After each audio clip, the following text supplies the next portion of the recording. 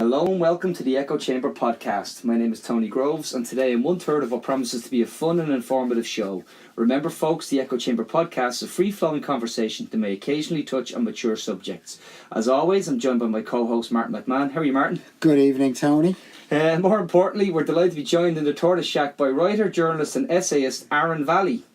Aaron writes for the Huffington Post. He's written for Counterpunch, Head Stuff, the new Statesman. Aaron, is there anyone you haven't written for at this stage? Quite a few, yeah. I'm not popular all the way around. Anyone who has read Aaron's work knows he's a wide interest, and for my money, he's a bit of a storytelling polymath, insofar as he can take just about any topic and write it informatively about it. Aaron, thanks so much for joining us on the podcast. Oh, no problem. That's you far overstated my capacity there, but thanks very much. Well, you are a big voice outside of Ireland, Aaron. Much more than most Irish journalists. Oh, I don't know about that. I don't think so. I would say, though, most of my following is actually Americans. Yes. Which is quite strange. I'm not entirely sure why that is, but I've also veered towards that as well. So now I'm writing a lot more about America than I would have, simply because more people are taking interest and it draws me into that realm, you know. So do you find your mindset in the American mindset? You're watching American politics, American business, American pop culture. That's where you belong. Well, I'd say that I have an Irish mindset, and it's filtered through, whatever my own sense of Irishness is. But yeah, I would concentrate a lot on American culture, international culture. I suppose it would be pop culture, Trump-esque, Martin's fans. Yeah, we'll come back to Trump, but on pop culture, it came up today about Bob Geldof, Tony. Okay, two things, right? First of all, Bob handed back he made a big play. He handed back his freedom of Dublin a while back just to put pressure on. And now he's disgusted that they've actually accepted it and said that he's not getting it back. Sometimes you make your bed, you lie in it, you know? Well, it was on Joe Duffy today, and Joe did a little pop poll to see what the population thought about giving him back his freedom of the city, and 70% of people thought he should get it back. Of it was 6,000 people in a couple of minutes, quite a big sample. In a couple of minutes, so I'd say it's on the cards. He'll probably get it back. He can put his sheep back on Stephen's Green, you know. Yeah, I heard Mannix Flynn, isn't he, taking up a campaign to help Bob get it back? Is he? Well, so I read on Twitter. That would be Mannix. So I just hope he stays out of windowsills. Oh, Mannix was on full boil today. Batteries not included. He was. I can understand. Like, Bob has done a lot of. What you put out into the world, he's done a lot of good. Let's tell the truth here. On the balance things, he's done a lot of good. But he's done a lot of good for Bob. That's not necessarily. Those things don't have to be exclusive, Martin. You know what I mean? You can do both. But what I'd say about Bob is that, he has done a lot of good into the world. But at the same time, we do have a problem as when we see our own. We do like to knock them anyway. That is just tendency. Yeah? Oh, I don't know. There's some of our own that we absolutely love, like Aslan. We love Aslan. Yeah, because they never made it huge. But we hate you too. Yeah, well, I was just going to say, you could think of Bono. That's the one person you think who's a recipient of a lot of begrudgery and that sort of thing. And the famous quote he had where, in Ireland we have this approach, whereas if you see a man on a hill, you say, God, that bastard, I hope his house burns down. Yeah. But if you're in America, they say, God, one day I'll be the man on the hill and I'll own the house. I remember that quote because he was telling that years ago to MTV. He said, this is Killiney on the hills and this is where I live now. He said like the Hollywood hills, but except for in Hollywood, there's a guy washing a car down in the valley and he looks up and he says, if I wash enough cars, one day I'll live up there. Whereas there's a guy down there pointing up at me right now. So one day I'll meet that boy up there and I'll punch him so hard. Yeah. Well, the thing about Bob as well, I was just going to come in there, his knighthood, that's what people had a lot of problem with, wasn't it? Because they were saying, well, look, if you're going to rescind rescind your own honour of Dublin, why don't you do the same with your knighthood if you've so much balls, Yes. Yeah. And that's so I suppose there's a bit of hypocrisy there. Well, a knighthood these days is a dangerous thing to have, you end up on a U-tree list somewhere. Yeah, I think he's a decent person, but he often goes about things the wrong way overall. Well, that picture actually during the Brexit thing where he was on the Thames and he was doing Pirates of Penzance on the Thames, it just turned a lot of people. I think if had he shut his mouth, there would have been maybe another 50, 60,000 votes would have gone. He was with giving the two-finger salute yeah. to Farage, wasn't Yeah, it? yeah. It was just very strange.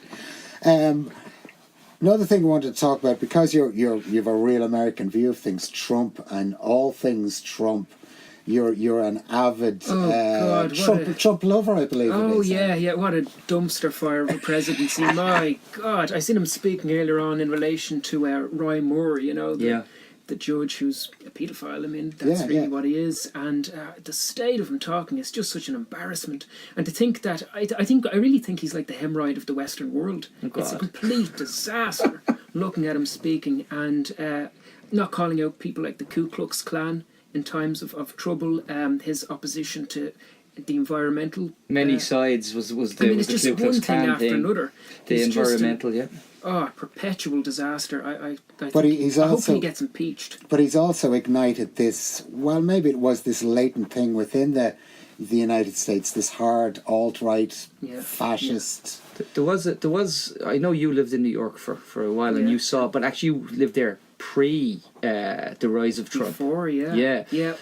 And what was very interesting was I remember in the early days when Trump had announced his bid for the presidency. I remember specifically that all of the media said this is a joke.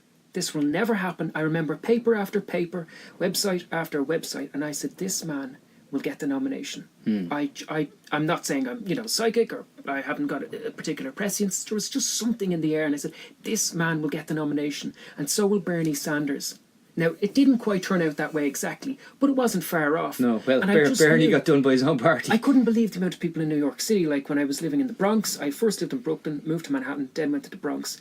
And the amount of people in the Bronx who were Irish Americans, white, this, that and the other, the things that they would say and their advocacy of Donald Trump, I felt, he's going to go far.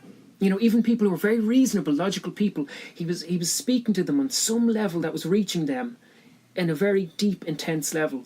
Even though he was probably going to screw them over, they still wanted to cling on to him for some kind of hope. Or maybe some self-delusion, Well, I have a theory that it was Clinton was such an awful alternative for them that Trump was a better... I mean, there's two ways to look at it. The best thing that happened was that Clinton didn't win. The worst thing that happened was that Trump did. I mean, really, I was very worried. I was very worried when he came in, because I just felt like that he would be a symbol for people all over the world, and I was afraid that it would affect, like, let's say people said Marine Le Pen would become the Prime Minister of France and Geert Wilders would become, the Prime Minister of the Netherlands, and or the President. Sorry, I just felt that this could be a really difficult domino effect. But obviously it hasn't panned out that way, and I do think that Trump's presidency has actually worked against many of the hard right in many ways. Again, but so you see Trump, the rise of populism, which is what they call it, but real populism obviously was in the 1890s and it was the same kind of seeds were sown, because it was inequality was on the spread. You had land hoarding, you had all of these things where workers were paying for rent to the same people who owned the bloody machine plants, and you'd a widening wealth gap. So it breeds revolution, it breeds all sorts of, it ferments these things, and you get the birth of a strong man, for want of a better term. But what actually has changed with Trump, and I think what's actually very interesting, is how he has... I think I saw a tweet that now this week that 19 women have accused him of sexual harassment. Oh yeah, that's 19 right. women have accused him of sexual harassment. When pre-election, all of those things were put down. They were called locker room talk. There was things, there was things said. Well, he hasn't been found guilty. Yet this week in Alabama, we seen it was just about enough to actually ruin Roy Moore. So if Trump has maybe done one thing, he's maybe solidified, movements like, say, Me Too, or movements... The Resist movement. Yes, Resist. And you're tweeted quite a lot about Me Too. Oh, very, yeah, Me Too. Well, I mean, I think it's. I've always been. I've heard stories from people who are in the acting and the film industry, and in the early days, I would have been around a lot of celebrities and people like that, and would have heard stories that were quite unbelievable. I mean, I had no idea. It seemed like a kind of carnival, where people could get away with a lot, and I did hear people talking about Kevin Spacey, and from the early days, I was saying, Kevin Spacey was going to these parties, as I had heard, whether or not it was true, but it seemed very credible to me, and I was saying it for the longest time. And actually, when the thing about Kevin Spacey came out, so many people who knew me or friends of mine said, remember you told us back then? I said, yeah. And this is the kind of culture that needs to change. But the worst part of what he did was still the fact that he went, and I'm gay, by the way, and it was just... Oh, it's just such... I mean, it was tone deaf, it was bad timing, but really what it was that he was trying to appropriate a minority status in order to kind of normalise or sort of co-opt struggle to minimise what he had done, and that's not representative of that community. He should be ashamed of himself. And actually, I never actually really spoke about this, but I heard the story about Terry Crews, the actor? Yes. Who was at the awards show and was sexually assaulted. And when he described that, I actually thought to myself, that happened to me. That actually, what happened to him, that wasn't particularly violent, it wasn't outrageous, but I remember I was in a pub, and one of my closest friends had a friend from school, and we were talking away, and the pub was fairly full, we were waiting at the bar, and he just reached over, grabbed me by the groin for like a few seconds, let go, and said something, and played it off as though it was nothing. And I'm a fairly confrontational, outspoken person, but I can tell you, I was actually shocked, and I didn't know how to respond, and I didn't know what to say. And even when we went back, to the group of people that we were with or whatever, I never brought it up. And I don't know. I mean, I kind of brushed it off, put it to the back of my mind, and I kind of completely forgot about it. I avoided him, deleted him off Facebook. I didn't know him that well. I didn't have to deal with him or negotiate situations that he might be in. But I just thought to myself, oh my God, if that's what Terry Crews is describing and everyone else is calling it what it is and what I'm now saying is a sexual assault, I couldn't believe it, It was just kind of shocking, and I kind of felt a bit sick. And it is the shock factor. I mean... in a situation like that where it's public, I mean, immediately do you want to create a huge, big... kerfuffle. Yes. Because it's embarrassing, and really you've nothing to be embarrassed about, but it's just such a weird, surreal situation. And then you just kind of, you move on. But I mean, if I ever see him again, I'm going to let him know about it, Well, I think he'll know about it now. Yeah, he will. I hope so. Yeah. Yeah, no, I hope so too. And fair play for you for speaking up for that, Aaron. Well, Absolute fair play. Going to move on a little, Tony, to the 8th committee. Well, we on the 8th committee, I suppose there was a couple of things that really came out of it over the last 24 hours, where obviously they have gone almost 80% of the way with what the Citizens' Assembly had recommended, insofar as they've said to repeal the 8th Amendment, but they haven't said to have the Oireachtas legislate for what comes next. Now, come back to Trump. We had repeal and replace, and we had my favorite quote, and I keep telling you, Martin, we're doing this as a T-shirt. They had in the States, they had repeal and go fuck yourself, which was he actually mocked up a T-shirt last week. That was I swear he mocked up a T-shirt. I have a T-shirt done up. I do. And so you're now branching into the merchandise. Oh yeah. Get your look. Your foot if in a the banker door. doesn't know where there's a fuel tank to be, this house doesn't pay for itself. But on the 8th committee, by what they've actually done, by my understanding, it seems to be a little bit of a. They've gone nearly all the way, but by saying that the Oireachtas won't legislate for it, it's then leaving it to actually the lap of the courts in some ways, and what's going to come next. Now, in an ideal world, they would just repeal it, and it would just be the basis. Well, for me, it would be the basis between a doctor, the woman involved, and we can go on those grounds and trust women with their own bodies to make their own choices. There were also another somewhat disappointment for some people is that quite a few people voted against the right under socioeconomic to have an abortion. So if there was if it wasn't financially viable to actually to have a child, that wouldn't be done, and that was done by some. I think there was only a couple of parties that supported that clause, and some of the ones that were kind of that are still pro-choice didn't go full pro-choice. If I'm right on that. I see there's a little tete-a-tete going on there that I saw today, that Fianna Fáil have stolen some ground on Sinn Féin. In their position, they're a little bit freer in their position. Really, but this is only a few weeks ago after their Ardèche they voted to maintain the. Yeah, but then there was something else happened. They were given a chance to have a free vote on it, and it came right in the end. As far as I know, it came right in the end.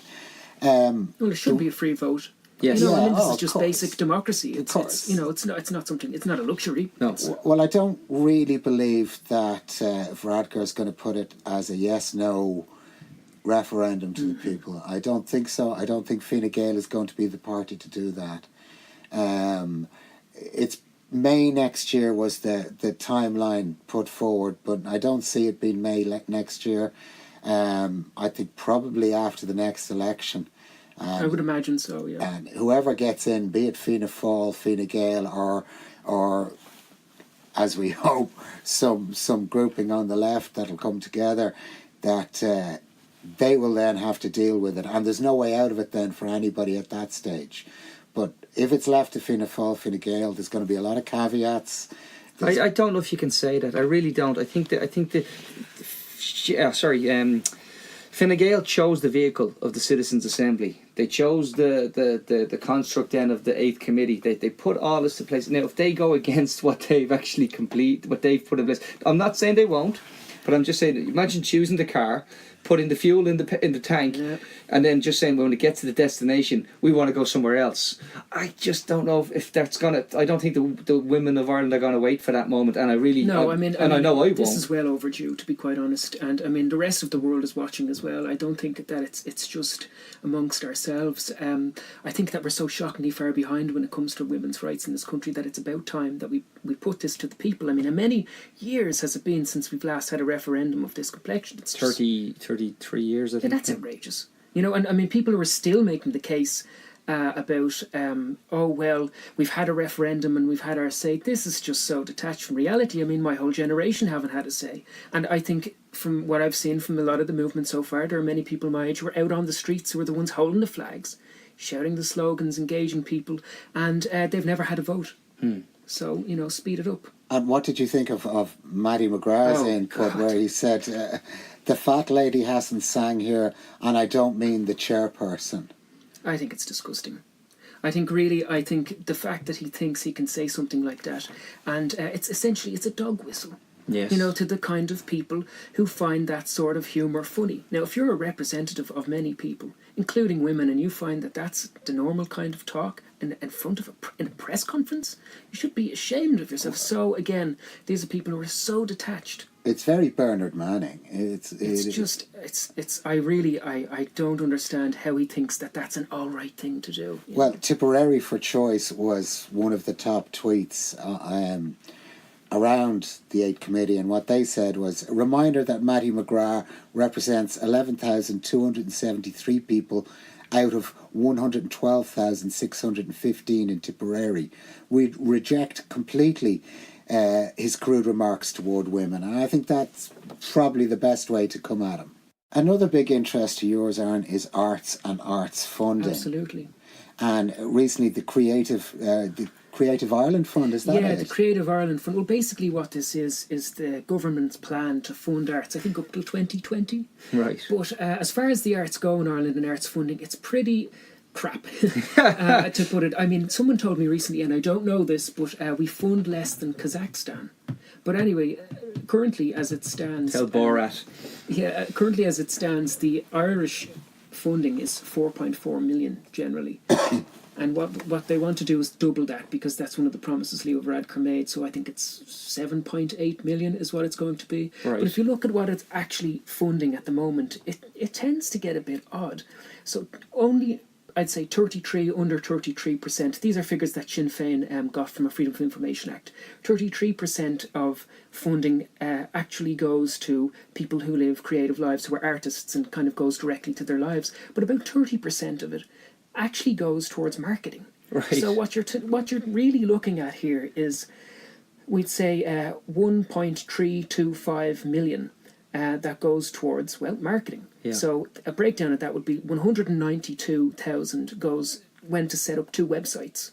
Now, I mean, that's kind of an astonishing amount of money. Right? That's a huge amount of money for a website. 2 websites, 330,000 went on social media, and 760,000 actually went on media advertising. Now, look, I've been in the arts a decade. I know many people from many countries who are in the arts, and I think that there's better ways to spend this money. It sounds to me not so much that they're giving money to struggling artists, yes, and they keep mentioning artists like James Joyce and Patrick Kavanagh, but what they're actually doing is it's a PR campaign. Yes. It's a marketing campaign. It's, and I mean, what are they spending this money on? John Concannon. Can you give me a more specific breakdown? Well, if it's 330,000 for social media, Tony, we're doing something wrong. I mean, come on, you know? That's incredible money for social media. That's incredible. But money. like, if you no, but hang on, this I hate repeating myself, but I'm going to do it again. This is the same government under the same Taoiseach who said communications is a virtue. So if he thinks that communications is a virtue, he thinks that PR and marketing and social media campaigns may be, well, in his eyes, culture and arts. So, you know, a nice glossy tweet with him putting a spoon into a dishwasher may constitute in this mindset. I just had this image of Leo doing that pose with Ulysses. Like, Oh, for God's sake. I just had that, you know, that famous pose that Marilyn Monroe did. I just had this picture that Leo's sitting there pretending he read Ulysses, you know. But I mean, the whole thing with the socks, you know, Yes. I mean, give me a break. It's like, you know, this wasn't even his idea. It was Justin Trudeau's idea to go around with these silly looking socks. And he's taking that and kind of rebranding it in Ireland, and it's not really working out. He just seems to me like a second-rate, watered-down Justin Trudeau tribute act. And, you know, it's just so ridiculous. If Brilliant. you're going to use one of these sidelined ideas, at least come up with it yourself. Well, the llama photobomb, the llama thing, there's no way that was just pure, happened in the moment. Llamas are very big for children at the present moment in time. They're a big thing for kids this Christmas, is the whole llama thing. And that's what that was about. That was about being hip and down with the young people. Somebody somewhere in the numbers crunching crowd said, do this. But isn't it working? Because we're, instead of talking about the fact that, as Aaron rightly points out, that less than a third of the money's going to actual struggling artists, we're talking about llamas and socks. And now that they're doubling this, we have to make sure, you know, with this new minister, Josepha Madigan. Yes. Josepha Madigan. Josepha. And I wish her well, you know, and I hope that she does a good job, but we have to make sure that the additional funds go to where they should be going. I mean, especially in consideration of the fact there was this controversy recently with orchestras. Yes. People don't realise, they say, oh, you're a member of an orchestra, you must be paid so much money. No, people are struggling in orchestras. And it was Micheál Martin who actually brought up the issue of redirecting funds that are going towards social media to orchestras.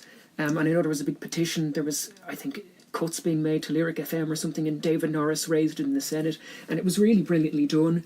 But I mean, people are crying out for funding, and I think there's an innate disconnection between the day-to-day reality of people's lives who are artists, who are creative people, and then this kind of business model where we all, you know, get our hair done and wear nice suits and go out and tell everybody we're throwing money all over the place. It just doesn't, you know. Do you believe that money would be better off spent on creativity in schools?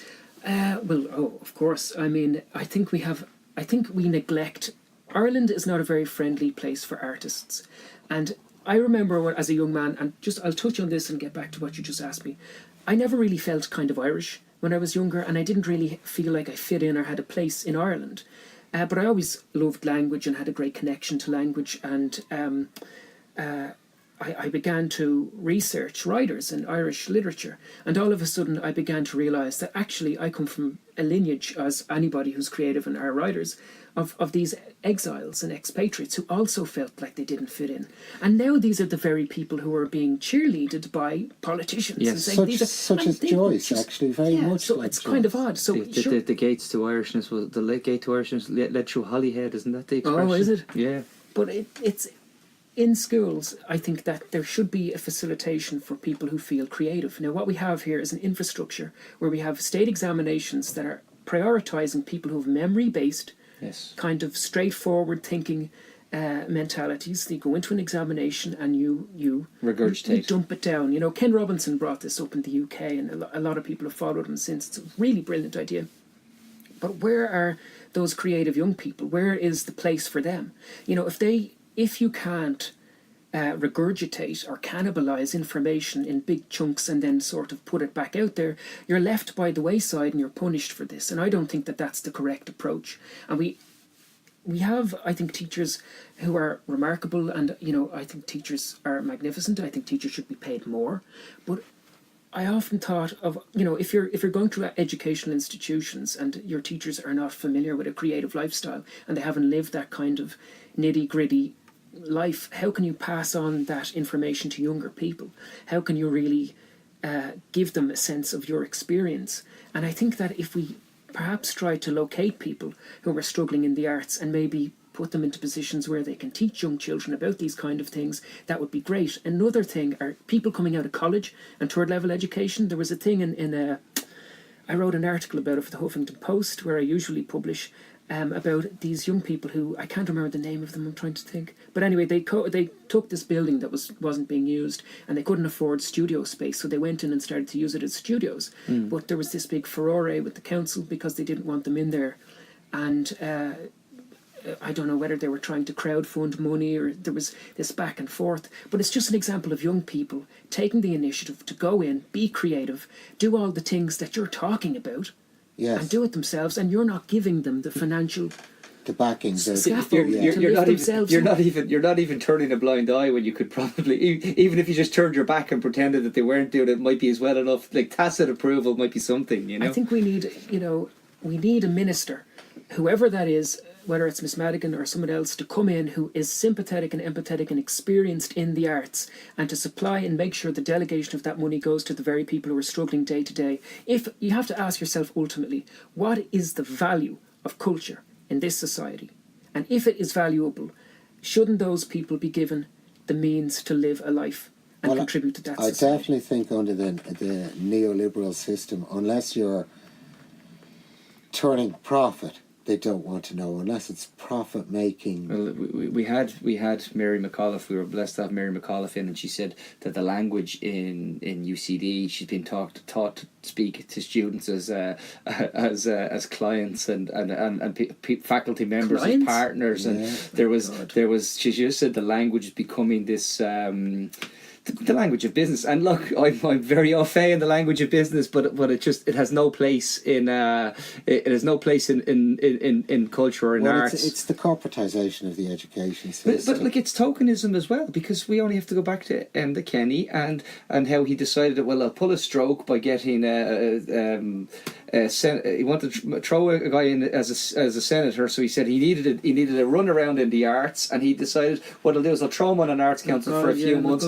And Mr. McNulty was, and of course, you know, it was pure tokenism again towards where the arts was used as a band-aid to cover over something, and it's tokenism. Sorry for waffling on, but that's what it was. No, I mean that is exactly what it is. And just as you were saying there about the approach to students in UCD, I remember Colm Tabine recently got some sort of award in UCD. I can't remember what it was, but he said, you know, if he was talking about funding for the arts and using the arts in a university, and he said, like, if the arts falls down, every other department falls down as well, because the arts, in his view, is intricate to the success of any educational institution. So if you're not investing in the arts, you know, that's going to trickle out and affect other departments.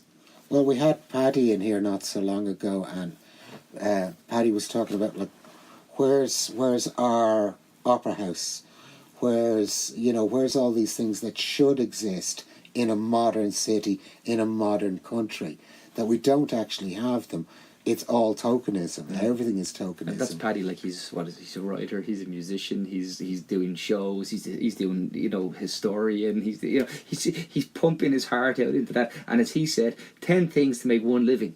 Yeah, and he's such an industrious guy, and he's probably one of the few people who's actually making a good living. Well, when I say good, he wasn't driving a span new car, but he's making a living out of the arts.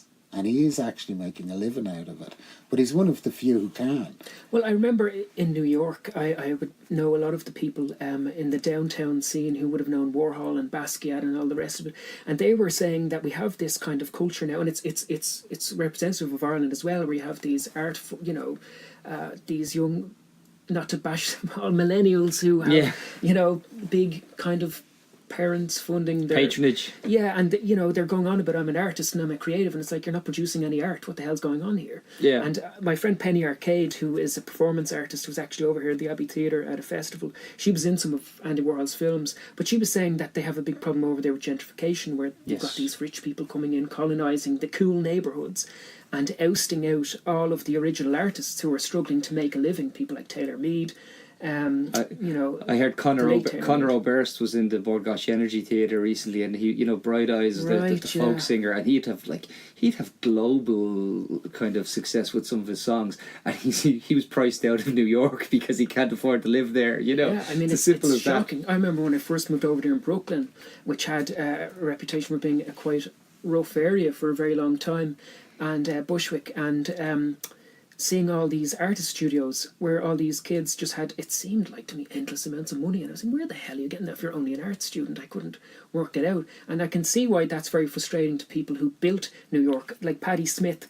I remember I was talking to Patti Smith, and I was telling her that I wanted to live this romantic lifestyle, I wanted to live all this, and I can't afford to make a life, what will I need to do? And she looked at me square in the face and said, what are you talking about? Just get a job. I was like, no, Patti, I wanted this idea that you tell me that I can do all this, but she said, no, you need to work hard. Yeah. You need to get your shit together. And the people who made New York, this is what she explained to me, the people who made New York back in the 50s and the 60s made it this cultural mecca during the avant-garde period, which is now deteriorated because of gentrification. The people who made that city are now being pushed out because rich people are coming in and capitalising on the attractiveness of that city. Welcome to our Silicon Docks. Yeah, I mean, it's not a whole lot different here. Irish Town and Ringsend had a history of artists and struggling artists that would, in those little 2-bedroom houses that would make their ways up and down. They're all forced out now. Yeah, and I mean, there's quite a few, like Stony Batter is another area where it's there's deep cultural ties to that area, and yet everybody's priced out of it. It's a hard market. Something very interesting as well. Gary Gannon from the Social Democrats is one of the people involved about the Magdalene laundries. Do you hear about this? Yes. Is it Japanese business people? Japanese hotel chain. We spoke about it yesterday with Mary as well. Okay, I didn't hear that. No, sorry. No, I don't want to go over something you've covered. You're spot on though, because that goes back to exactly what Mary said in terms of it should be retained. It probably must be retained, if we're going to be honest, because it's in a great location that if we were going to put that there, that we'd know that we're actually saying it's in Dublin city centre, and we're able to say this is a part of our history that we're owning, that we're acknowledging, and that we're actually going to say, and it's not just for the Magdalenes. You can make this into a facility for all sorts of things. It doesn't have to be just this. Mary made the point that she wrote a book about the 77 women of the 1916 revolution. And that it's not just going to be that, it's going to be an ongoing where you're going to have 77 artists contributing going forward, so it can be a force for good, Yeah, no, she was very good actually on the whole subject yesterday. Another thing that's close to your heart is literature in the modern world. Well, this is a very interesting thing. I was speaking to, just 2 days ago, a guy called Patrick Wolf. I don't know if you know, he's a musician, but he's been out of the game for about 5 years. He needed to kind of get his mental health back in check and whatever, and he was receiving some historical society Trinity Award, the thing. Right, yes. But I was saying to him, he has a new book of poetry which is forthcoming, and I said, I remember seeing Seamus Heaney in the same hall, and at that time he was talking about the rise of the internet. Now obviously it's far more sophisticated than it even was then, but he was saying that what is the role of poetry in the modern world? And he talked about how in the Bible there's this one passage where Jesus Christ is writing a line in the sand, and that it's the only kind of real instance of him having a reflective moment where he's looking at this sort of thing, he's writing something down, he's thinking to himself, and he said this is kind of in some way representative of what poetry can serve as in the modern world. It's this place of solitude where you can go back and have a moment of introspection, and especially in such a fast-paced world with this matrix of excitable and voracious social media, we can kind of take a step back and look at ourselves. And I think that literature is falling behind. I remember in some ways, I think it still serves, it still is transcendental and profound. I just think that less people are reading.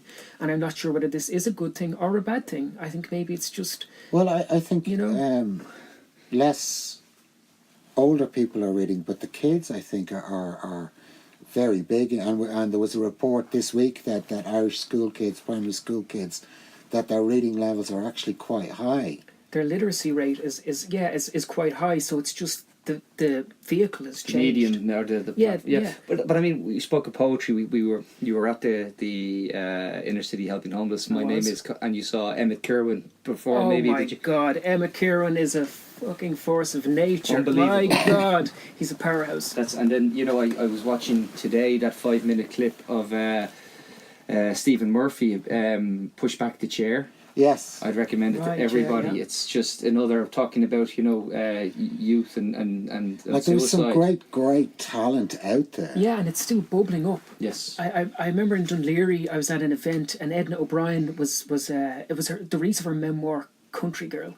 And she was saying that obviously she had to move in Chelsea. And again, like just to touch on something earlier, that she was an expatriate and they were burning her books because she talked about women simply having a sexuality. Not that they were, nothing too erotic, but just the fact that they did. And they were burning her books in the local village and she had to move to Chelsea. But she was saying that during the London riots, that the only shop that wasn't looted was a bookshop, which was Waterstones. And I remember ages later, it was kind of in my head and bothering me a little bit, and I said it to Brendan Kennelly, and I said, well, Brendan, what do you think about this, that Edna said the only book, the only shop that wasn't, it was a bookshop. And he said, do you read the Bible? And I said, well, not really, I'm not very religious. But he said there's a passage in the Bible which says, in the beginning was the Word. Yeah, in the beginning was the Word. Right, and he says, and it'll be there in the end. I love that now, I really do. I was just going to say, the Golden Globes, since we're talking about women and the arts, you were saying in the Golden Globes that no women had been nominated. Was it in the director's category? Yeah. I found that unbelievable. I mean, Sofia Coppola and all these great female directors, and they never thought to nominate a woman. I just couldn't believe it. I mean, I thought women were having a great year. Obviously, there's something I've missed. It's the same sort of argument where they were leaving black people 2 years ago out of we the had Oscars, and it became a movement. I would like to think that the same sort of sentiment, although it's of course well, we did see something like that but it's similar as well, We did see something like that here with the Gate. We saw that same movement to have more, the feminist movement. Yeah, and Penny, as I mentioned earlier, was over here and she voiced her opinion on that as well. She's a New Yorker, but coming over here. Yeah, it was so magnificent to see. Well, it seems that maybe they could do with the same thing at the Golden Globes. They could do with the same sort of shake-up at the Golden Globes. Absolutely. Like, we're coming up to Christmas now, and Aaron, you're a pop culture guy. It spews out every time I sit in the car. The kids scream, Christmas FM, Dad, and it's straight on to Christmas FM, and it's Mariah Carey. And it's Mariah Carey all over the place. I think Mariah's all right. I don't offend any of the listeners out there. I know I have a Mariah lobby who follows me, so anytime I veer off and say anything anti-Madonna, I get a tsunami of abuse. But in terms of Christmas, I remember years ago my dad used to play all sorts of music that had no Christmas relation. We'd say, put on the Christmas music, and he'd be like, all right, yeah, put in the Joshua Tree. We'd be like, oh yeah, we love this one. He'd be like, yeah, this is a great Christmas song. I still say to kids the best Christmas number one was Rage Against the Machine. Dad, stop, please stop. And you and I talk movies the odd time on Twitter. We talk movies, and people are very big into the Christmas. Now, I'm not a huge Christmas movie fan. I mean, my favourite Christmas movie is Prometheus. You know, Right. What? yeah, there's a What? Christmas tree. It's Christmas when they land on the alien planet. And there's a Okay. Christmas, so that's my Christmas movie is Prometheus. I like it. I like A Nightmare Before Christmas. Yes, The yes. animation, that one. I think that Tim one is- Burton, dark, and Yeah. Well, yeah, no, the kids' movies are great. I mean, The Grinch. You were just calling me The Grinch earlier on today. Why I wonder. Well-earned moniker. No, it's a great time for that sort of stuff. But again, what you're gonna have is Christmas TV, Christmas, like Star Wars started last night. I saw people going to the cinema at 12:05 last night at midnight, just to go to see it first. So you know, it is a good time of the year. What has been your favourite movie of the year? Of this year? Yeah. I have a few. I seen a very brilliant film that. Well, there's, I suppose, one. I love documentaries, so Yes. I absolutely adore documentaries. And there was one that was really affecting, which was actually about the Syria conflict, called The Impossible Revolution, Yeah. which is by Anne Daly, who's a friend of mine, and it's really. It pares down the conflict to a very kind of basic level that anyone can understand, and it also calls out a lot of people on the hard left who've been neglecting the situation there. So Because that was of- definitely a highlight. I also loved Voyeur, which is, I don't know if you're familiar with Gay Talese, the American writer. He's kind of a new journalist or whatever they call that, but it's not very new. It's been a couple of centuries old. But anyway, basically he met this guy when he was researching this book about sex and the American sex life in the 70s, and this guy ran a motel, but he built it in such a specific way that he could look down the vents at the people in the rooms and what they God. were doing. So all sorts of different things, including a murder, or at least he alleges.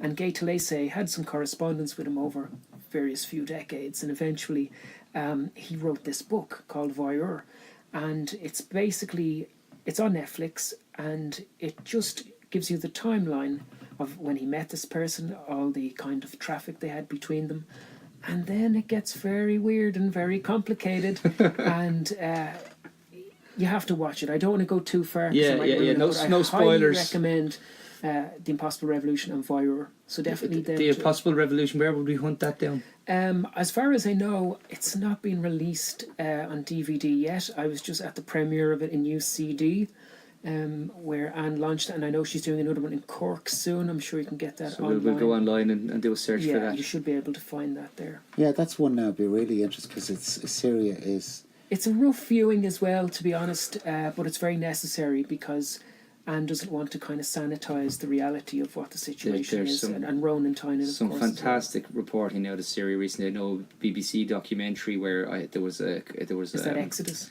where the kids were in the library and they were hiding in the library, and there was just an incredible phone call where the journalist is on the phone and the phone goes dead and you can hear the shells falling, and it rings back.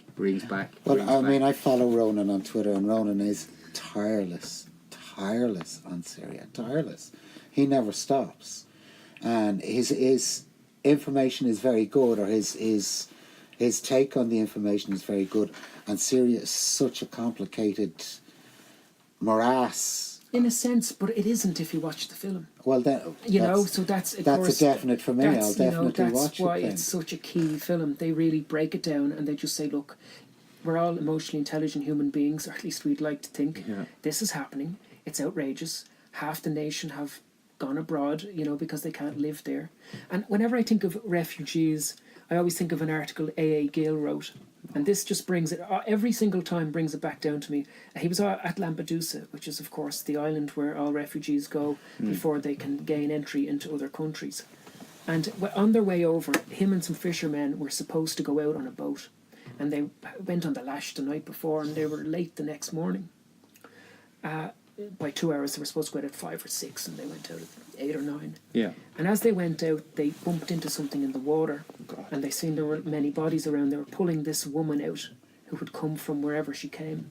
And as they were pulling her out, and as the water went lower and lower, and her body was raised out, eventually the umbilical cord Oh from her God, was that's attached to a awful. baby, Oh, my to a God. child, which is quite horrendous. But he said this baby was born one of us. It was born a European. That's what A. yes. Gill said. And every single time I think of the plight of refugees, for some reason or other, I don't know why, that searing image comes back into my mind. Well, I have to say, that's a poignant image, but it's also Well, for this time of year, isn't it worth remembering Isn't it worth remembering that it is? I mean, Christmas is about the birth of a child. That's the whole thing is geared up to it. And here we have a European, an Eastern child who becomes European and dies along the way. It's the same story over and over again. Have you personally any plans for Christmas, or are you just going to kick back and? God, I don't want to annoy anybody who has anti-drink lobby, but I probably get drunk. What do I normally do? I get drunk, and then that's about it. Yeah, and do you spend it at home, or you? Oh, I do. Well, I mean, if I was abroad, obviously, I would stay abroad. I wouldn't have the money to come back, but I spend it at home. Yeah. And you enjoy being in Ireland for the Christmas. You prefer Ireland to New York for Christmas? For Christmas? Well, strange thing about New York is that they don't really do Christmas like we do. They have a big Thanksgiving. Everything shuts down on Thanksgiving, right? But on New York, I remember on Christmas Day, me and my roommate Ronaldo and another roommate Aidan, we kind of had dinner or whatever else. But I went into Manhattan to see what it would be like, and everyone was just, it was like, it wasn't Christmas at all. It was the same thing, yeah. No, well, listen, we may join you for a drink now over the Christmas, and it's absolutely for sure, or more than one. Or more. Well, it's been a pleasure actually having you in, and I really, I'm delighted that you came in to join us. And thank you, and I know, I mean, this has been a really good interview, and thank you. I know you've been very brave in this interview. Very brave in this interview. It's and grand. Thank you very much for that. Thanks. And also, just before we finish, I just want to say I think it's great that you're giving people a platform from social media who we might be familiar with that other people are not, and you're elevating their voice. So it's a credit to you. Thank you very much. Before I go, folks, I do want to mention the Gaelic Voices for Change Solidarity Sleep Out that's taking place this weekend, Saturday the 16th of December. We'll tweet out the link. Remember, we're just trying to hammer home the message that homelessness is not normal, and I just think it's great that we have so many of our Gaelic stars and brothers and sisters that are actually trying to raise awareness as well. Normal people knowing that homelessness is not normal. That's great. If you can, we'll tweet out the links. There's GoFundMe pages. Just chip in what you can. I want to thank you all for listening. Remind you that you can subscribe to us on iTunes, SoundCloud, or wherever you get your podcast from.